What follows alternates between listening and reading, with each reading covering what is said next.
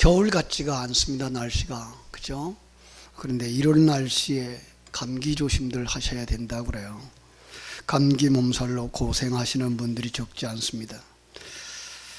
그러면서 이제 날씨가 좀 풀리면 한번 서울에 있는 순교자 묘지를 한번 다녀올까라는 생각을 하게 됩니다. 거기에는 그 외국인들의 묘지인데요. 외국인들이 약 한 555명 정도의 묘지가 있어요. 근데 그 중에 167개의 묘지가 선교사님들과 그 가족들의 묘지예요. 이 땅에서 복음을 알고 이 땅에서 예수를 믿게 되는 많은 사람들이 마땅히 그들에게 감사해야 되지 않겠나라는 생각을 다시 한번 하게 되어서 그래요.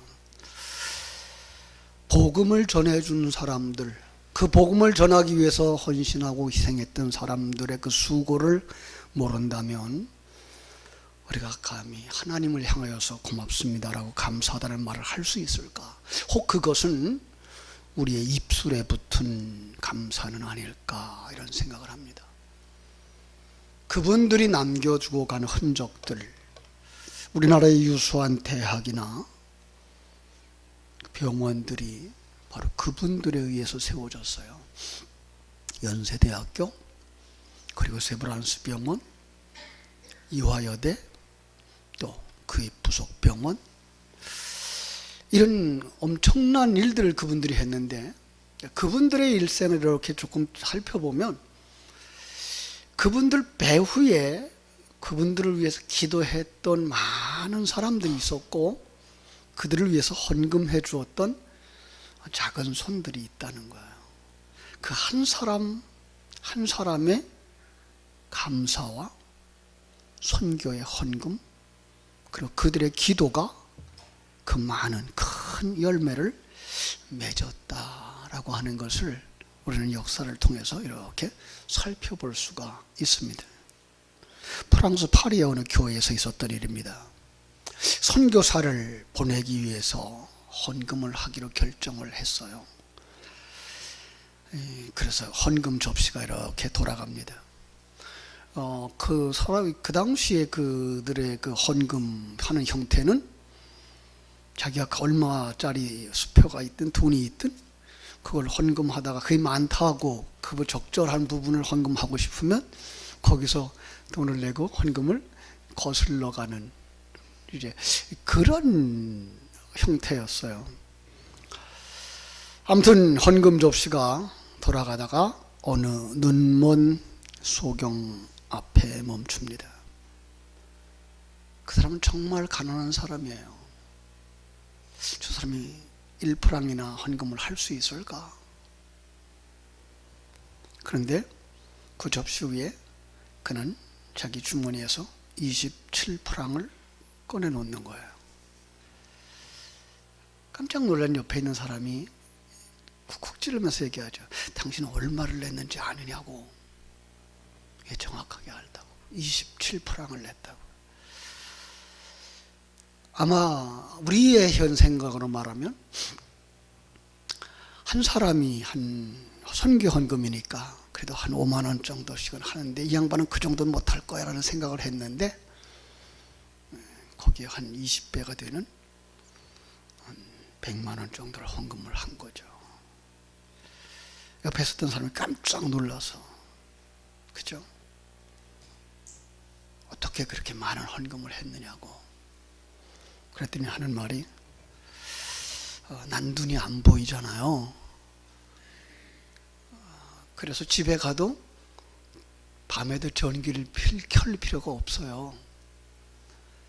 그래서 친구가 하는 말이 한 1년 정도 그 전기세가 한 100만 원 정도 나온다면서요. 그래서 전 그걸 이렇게 하나님 앞에 드리면서 선교사에게 드리면서 정말 예수님을 몰라서 어두운 곳에 사는 사람들에게 참 빛이 비치는 일을 했으면 좋겠다고 생각해서 나는 매달 그리고 매년 내 전기세만큼씩을 헌금하려고 그럽니다. 이 이야기 정말 우리를 부끄럽게 하는 이야기가 아닌가 생각합니다. 그래서 그날도 그 이야기에 감동받은 성도들이 정말 부끄럽지 않기 위해서, 사람들에게도 부끄럽지 않고 하나님 앞에도 부끄럽지 않기를 위해서 힘을 다해서 헌금을 했고, 그 일로 그 교회는 선교사를 파송할 수 있었다고 합니다. 이렇게 해서 우리에게 왔었던 분들이 여러 분 계시죠. 그 중에 한 사람이 이제 이야기의 주인공인데요. 미국의 어느 주일학교 예배 시간에 있었던 일인데요. 헌금 시간에 모든 어린아이가 헌금을 하는데 한 아이는 헌금을 하지 않고 눈만 감고 있는 거예요. 담임 선생님이 이 아이를 따로 불러서 사정을 물어보니까 아이는 집이 너무나 가난해서 헌금할 돈이 없어서 그냥 그 대신 그 시간에 기도하고 있다라고 말했어요. 그래서 선생님은 물어봤어요. 그래, 무슨 기도를 하니? 하나님께 내 몸과 생명과 내 일생을 바치겠다고 기도했어요. 그 일에 감동한 선생님이 아이를 격려하고 약간의 돈을 주고 그걸 잔돈으로 바꾸어서 매주일 $1씩 헌금을 하라고 얘기했어요. 그러더니 몇 주간 그렇게 하더니 그 다음에 헌금을 하지 않아요. 그래서 그 아이를 물어봤어요. 선생님이 물어보니까 대답을 하기를, 선생님 말씀대로 그걸 잔돈으로 바꾸어서 주머니에 넣고 다니면서 헌금을 했는데, 어린아이들 주머니에 돈이 있으면 뭐 하고 싶어요? 사 먹고 싶은 거 너무 많았어요. 사 먹으면 죄를 지을 것 같아서 지난 주일날 한꺼번에 다 드렸어요. 그리고 이제부터는 다시 기도만 하기로 했어요. 어려서부터 이렇게 성실하게 정말로 하나님 앞에 부끄럽지 아니하고 사람들 앞에 부끄럽지 않게 살고자 하는 그 똑똑하고 건전한 바르게 살았던 그가 1884년 부활절 한국에 온 선교사 언더우드였어요. 그렇습니다. 이처럼 우리가 살아가는 삶의 속에서 하나님 앞에 헌신하는 많은 이야기들을 우리가 알고 있습니다. 지난주에도 그래서 감사와 봉헌이라고 하는 주제에 대해서 말씀을 드렸고요. 오늘도 동일한 이야기 속에서 조금 더 구체적인 이야기를 할까 그럽니다.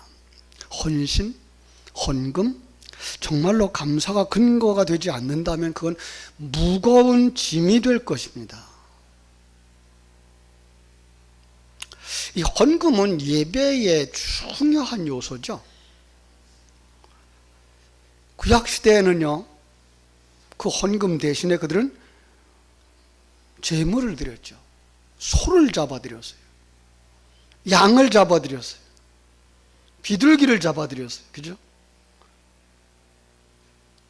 자, 그렇게 그들은 삶의 중심에 헌금하는 일이 얼마나 소중한가를 알고서 그 일에 삶을 드렸던 거죠.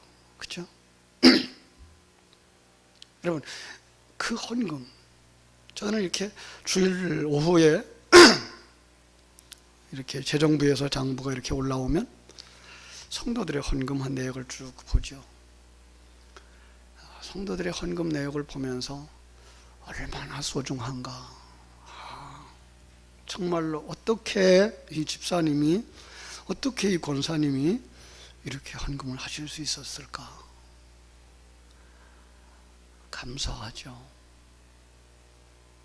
정말로 소중하다. 정말로 소중하다. 여러분, 돈 아깝지 않은 사람 어디 있겠어요? 돈 욕심 없는 사람 어디 있겠어요? 그런데 그 중에서 이거 하나님 겁니다. 그래서 툭 떼어낼 수 있는 그 믿음. 그렇죠?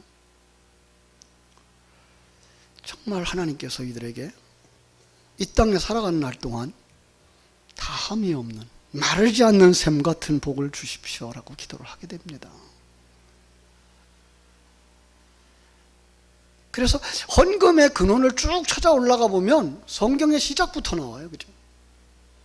믿음의 조상 아브라함의 이야기가 나올 때 우리는 아브라함이 하나님 앞에 헌금 드리는 이야기를 얼른 찾아볼 수가 있죠.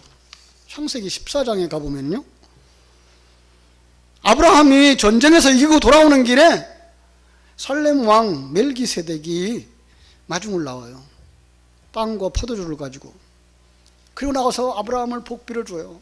마음껏 축복해요. 그때 아브라함에게 가장 높으신 하나님을 찬양하시오라고 말하자 아브라함은 자기가 가지고 있는 모든 것의 10분의 1을 멜기세덱에게 드립니다. 여기 나온 그 아브라함이 가지고 있는 모든 것의 10분의 1, 이 문장을 우리는 주의해서 볼 수가 있습니다. 그러니까 11조의 규정을 정해주는 단서죠. 11조의 성격이 아브라함에게 복을 내려 주십시오라고 하는 멜기세덱이 하나님께 복을 빌었고, 20절에서는 원수들을 그대의 손에 넘겨주신 가장 높으신 하나님을 찬양하십시오라고 하는 그 멜기세덱의 요청에 대하여서 11조를 드리고 있는 모습을 우리는 볼 수가 있는 거죠. 그렇죠? 정말 그는 본토 친척 아비집을 떠날 때에 어디로 가든지 단을 쌓고 여호와께 제사를 드렸고, 그리고 하나님이 주시는 것 가운데 이건 하나님이 주신 것이야 라는 생각이 그에게 가득했던 것을 알 수가 있습니다. 우리의 삶 속에서 하나님이 주시지 않은 것이 어디 있겠습니까? 그래서 그 삶 속에 11조를 구별하여 하나님께 드렸던 사람, 물론 성경 속에 더 많은 사람을 이야기할 수 있겠죠.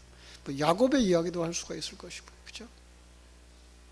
그런가 하면 이 땅에 살아가는 훌륭한 믿음의 사람들 가운데에서도 신앙생활을 착실하게 잘 함으로 말미암아서 하나님께로부터 엄청난 복을 받았던 많은 사람들, 신앙의 간증 이야기를 여러분들이 들으셨을 겁니다. 이 록펠러라고 하는 사람, 참 좋은 부모님 밑에서 컸어요. 어려서부터 비록 가난하게 태어났지만 그는 하나님이 자기에게 주신 그 소중한 것을 소중하게 여길 줄 아는 삶을 살았어요. 그 어머니는 그 록펠러에게 이런 것들을 가르쳐 주었다 그래요. 하나님을 너의 친아버지로 섬겨라. 예. 하나님을 그냥 이웃집 아저씨 보듯 먼 곳에 있는 그런 친척으로 보는 게 아니라 너의 아버지로 보아라. 목사님을 하나님 다음으로 모셔라.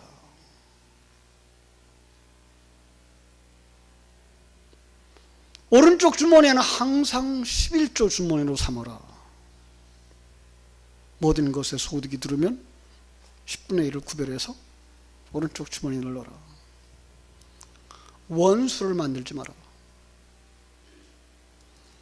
그리고 예배할 때 앞자리에 앉아라.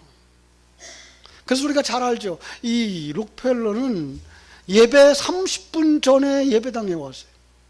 제일 앞자리에 와서 앉았고 예배를 위해서 기도했고 주의 종들을 위해서 기도했고, 예배가 마친 후에도 30분을 기도하다가 갔어요. 그 받은 말씀이 생명이 되고 그 받은 말씀이 능력이 되기를 소원했어요.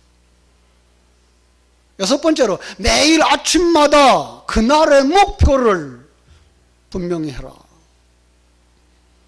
일곱 번째, 저녁에 잠자리에 들 때는 하루를 반성하면서 남에게 맺혀진 것이 있으면 풀고 살아. 여덟 번째로, 남을 도울 때는 힘껏 도와라. 주일은, 아홉 번째, 주일은 본교회에서 지켜라. 열 번째로, 아침마다 하나님의 말씀, 생명의 말씀, 그죠? 진리의 말씀을 읽어라. 그는 어려서부터 그렇게 순종하면서 살았고요. 그는 정말로 큰 큰 부자가 되어져서 그의 생애 속에 건축한 교회들이 4,000개를 건축했다 그래요. 우리는 안 놀라죠, 그죠? 우리는 교회 하나 짓기도 얼마나 힘들었는데, 근데 그분은 그 물질 가지고 그렇게 큰 일을 할 수 있었다. 하나님이 주신 것을 가지고 하나님을 위해 살 때 하나님이 그들에게 각설의 복을 주셨고, 넘치도록 복을 주셨고, 쌓을 곳이 없도록 복을 주셨다는 사실을 우리는 여기서 알 수가 있습니다. 그렇죠? 그래서 우리는 삶의 그 신앙생활에 가장 중요한 헌금 생활, 그걸 11조라고 이렇게 결정합니다. 정합니다. 깨닫습니다. 그런데 그 11조 생활은 사실은 어려서부터 훈련돼야 돼요. 참 지금도 그 11조를 잘 못하시는 분들 가운데 보면 이 신앙이 중간에 또 어린 시절에 그 11조 생활을 안 해왔기 때문에 갑자기 하기가 힘든 거예요. 많은 액수에서 돈을 11조를 떼기란 그렇게 쉬운 것이 아닐지도 몰라요. 그러나 어려서부터, 그렇죠? 10,000원이 생기면 1,000원을 띄고 10만 원이 생기면 10,000원을 띄는 것은 어렵지 않았거든요. 그런데 그게 훈련이 되어지고 나면 1,000만 원이 되어졌을 때 100만 원을 띄는 것이 그렇게 어렵지가 않은 거죠. 뿐만 아니라 신앙생활을 처음 시작했을 때부터 훈련하는 것이 좋아요. 이건 신앙의 어른들이, 믿음의 선배들이 그 초신자들을 인도로 하시는 분이 그걸 잘 가르쳐 줄 수 있어야 되죠. 시기를 놓칠 수가 있어요. 헌금을 가르쳐 주는데, 그 사람 믿음도 없는데 그걸 하라 그러면 되겠어요? 이게가 믿음 없는 생각이기 때문에 그 헌금하지 않아도 되고, 그게 훈련이 되어지면 1년쯤 그냥 지나고 나면 안 해도 되는구나. 그 사람은 누구만 볼까요? 인도한 사람이 보죠. 근데 인도한 사람이 11조 생활을 안 해. 그러면 자기도 안 하죠. 그죠? 그러니까 인도하신 분이, 그 안에 있는 구역 식구들이 그에게 바른 신앙의 길을 가르쳐 줘야 돼요. 예배에 빠지지 않는 것 가르쳐 줘야 돼요. 헌금 생활하는 걸 가르쳐 줘야 되죠. 교회를 섬기고 헌신하는 모습을 보여줘야 되죠. 그래야만 바른 신앙생활을 할 수가 있죠.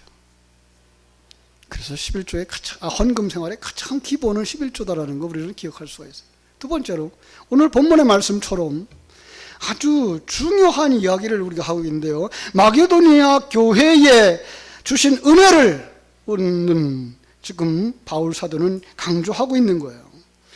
환란에 많은 시련이 있었고 극한 가난이 있었는데, 이런 상황이 헌금을 즐겁게 많이 할 만한 상황이 아니었어요. 그런데 불구하고 이상하게 넘치는 기쁨이 있었고 풍성한 연보를 하게 되었다라고 말하고 있는 것을 우리는 보게 됩니다. 놀랍죠? 그죠? 무엇이 있어서 그래요? 은혜가 있어서. 신앙생활에 헌금 생활은 정말 감사가 있을 때, 감격이 있을 때, 기쁨이 있을 때 풍성해질 수가 있죠. 그래서 바울 사도는 이것이 바로 하나님의 은혜였노라 라고 말씀하는 것입니다. 그래서 우리는 신앙생활을 하면서 다시 한번 이 물질과 나의 모습, 내 신앙생활을 점검해 볼 필요가 있는 거죠. 우리는 헌신이라고 하는 부분, 먼저 자기의 몸을 주님께 드리는 것이라는 사실부터 생각을 해야 됩니다. 그렇습니다. 주님이 피로 값주고 사셨어요. 이제 여러분의 몸을 어떻게 해야 돼요?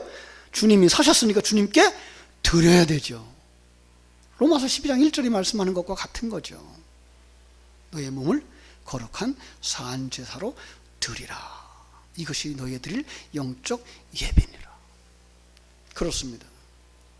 우리는 신앙생활을 하면서 자신의 몸이 자신의 것이 아니라 하나님의 것임을 깨달아 아는 믿음이 필요한 거예요. 그러면 시간을 드리는 게 아깝지 않고, 물질을 드리는 게 아깝지 않고, 은사를, 재능을 드리는 게 아깝지가 않은 거죠. 근데 이게 내 것이라고 생각하면 어떻게 해요? 아깝은 거예요. 시간을 드리는 것도 아깝고, 재능을 드리는 것도 아깝고 물질을 드리는 것도 아깝고, 예. 거기서부터 벗어나는 가장 특별한 비결, 성령의 충만함을 받고 뭐 해야 돼요? 감사하는 사람이 되어져야 됩니다. 뿐만 아니라 헌금은 미리 준비해라 이렇게 말씀하고 있어요. 오늘만 본문이 그렇게 얘기를 하고 있어요. 그죠? 정말 주일 전에 우리는 헌금을 준비할 수 있어야 돼요. 적은 물질이라도 봉투에 넣을 수 있어야 되고요. 그게 준비하는 거죠. 옛날 어른들은 어떻게 했어요? 깨끗한 돈을 찾았어요. 그죠? 거기에 정성을 들여서 준비해서 하나님 앞에 드렸죠. 그러나 그것이 뭐예요? 자발적인 헌금이고 예비하는 헌금이에요. 그러니까 이것은요, 우리가 하나님 앞에 나가는 자세이기도 한 거예요. 오늘날 우리 성도들이 하나님 앞에 나가는 그 자세는요, 옛날 우리 미신을 섬기던 어른들에 비하면 아무것도 아니에요. 그분들이 정말 마음을 다하고 정성을 다해서 정한수 떠다 놓고 비를 든 것, 남들 운물에 가기 전에 일어나서 물을 떠와요. 자신을 깨끗게 해요. 정성을 다해요.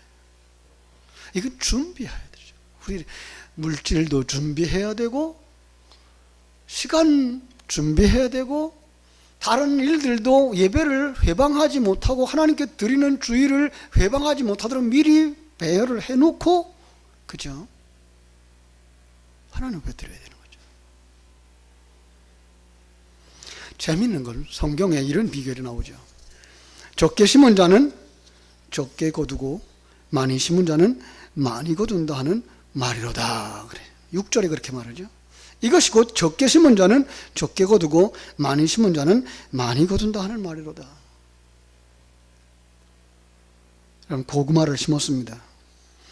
한 두둑, 그죠? 한 고랑을 심어 놓고 나니까 가을에 그 한 고랑 캐보니까 한 자루가 나와요. 5고랑 심었어요. 그럼 몇 자루 나올까요? 5고랑, 여러 자루가 나오죠. 우리 물질은 바로 그런 거죠. 그런데 성경이 그렇게 말씀하고 있어요. 정말 우리 하나님 앞에서의 삶, 그건 하나님 앞에서 심은 대로 거둔다는 생각, 무엇보다도 중요한 것 우리의 마음이죠. 그죠? 그래서 성경은 이렇게 요약할 수가 있습니다. 즐겨내는 자를 사랑하신다. 그래서 헌금할 때는 그 마음에 정한 대로 할 것이고요, 인색함으로 하면 안 되죠. 그죠? 억지로 하면 안 되죠. 감사하는 마음으로 물질을 드릴 수 있을 때까지 우리는 정말 훈련해야 될 줄로 믿습니다. 그렇습니다. 하나님께서 우리에게 베풀어 주신 놀라운 은혜가 이렇게 넘칠 수 있도록 도와야 됩니다.